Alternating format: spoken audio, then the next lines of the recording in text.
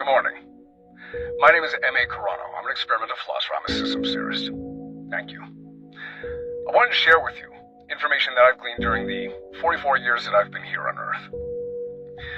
To those of you who are just tuning in, if you're not familiar with some of the degrees of my background story, between the ages of 12 and 20, 11 of my friends and family members have died.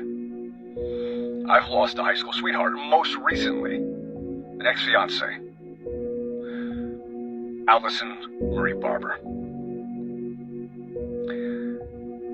I would like to share with you some of the wisdom that you're going to necessitate during the course of your lives, during the course of your trials and tribulations, and the persecutions of your struggle that I've derived from my own experiences. From 2 decades of studying philosophy, science, art, culture, history, mathematics, and that you can put these to use in your life.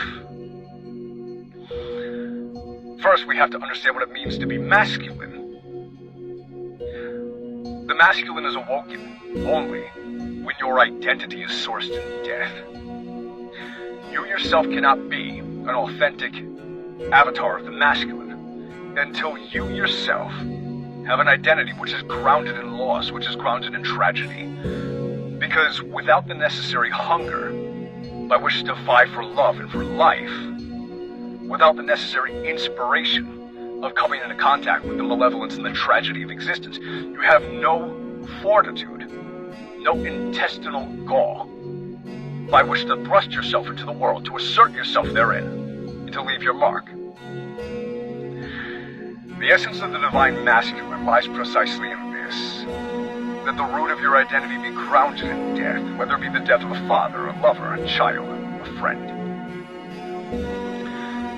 Because the essence of the feminine requires that you save her from death. And in order to be what she needs, you must be familiar with what she fears. That way, when your woman in your deathless presence is moved to hysterics, and when she's moved to tears, you can extend from the deepest reservoir of your heart into her, not from a place of weakness or mawkish timidity, but from a place of thoroughly grounded strength and wisdom. We are not talking the wisdom of Andrew Tate, who in my personal opinion is admirable but limited. And we're not talking about the wisdom of Jocko Willink, who in my personal opinion is admirable but limited. Nor are we talking from the position of Jordan Peterson, who in my opinion is admirable but limited. But a wisdom which is the combination of the three therein. A wisdom which combines the insights and the perspicacity of Jordan Peterson in his intellectual masculinity, and a wisdom which combines the discipline and determination of a Jocko Willink, which is the athletic, the warrior aspect of the masculine, and a wisdom which combines the charm and the charisma of Andrew Tate, which is the celebratorial aspect of the masculine. All of these are essential components to the completion of your character. The three converging in one into the essence of the divine masculine, and that is what we're attempting to bring back today. That is what I'm attempting to bring back to the world. In order for you to be in contact with the divine masculine, which is the image of God within yourself, you must be fundamentally grounded in your identity with death first and foremost, before having that deep heartfelt realization of your interior deathlessness. You must experience yourself as a deathless vastness transcendental to all time and space. Because what is the masculine if not space itself? And what is the feminine if not time? The movement and the play of phenomenology, of change.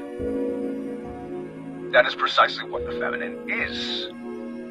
And your lover, your beloved, if you are truly masculine, requires that you provide a space of infinite understanding, while at the same time bearing witness to everything that she is as she shines, as she plays, as she radiates and lapses into hysterics, and then seeks your counsel and your forgiveness. You, as the divine masculine, must be grounded in that deathlessness. The only way to become grounded in that deathlessness is to seek out your identity in death.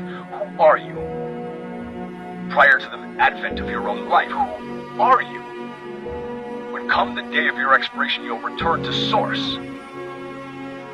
If you were to tell yourself the truth and relax consciousness into the heart depth of your own self-understanding, you are deathlessness, fundamentally, but you have lost sight of this prophetic parcel of information.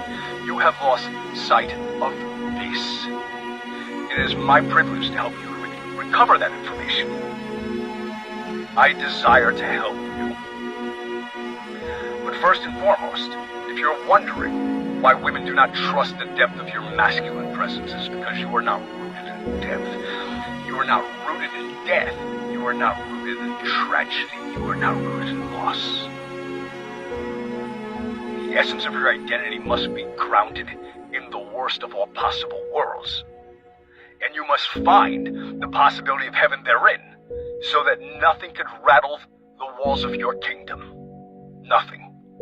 Nothing whatsoever. We'll continue this conversation later. Thank you. It's my pleasure.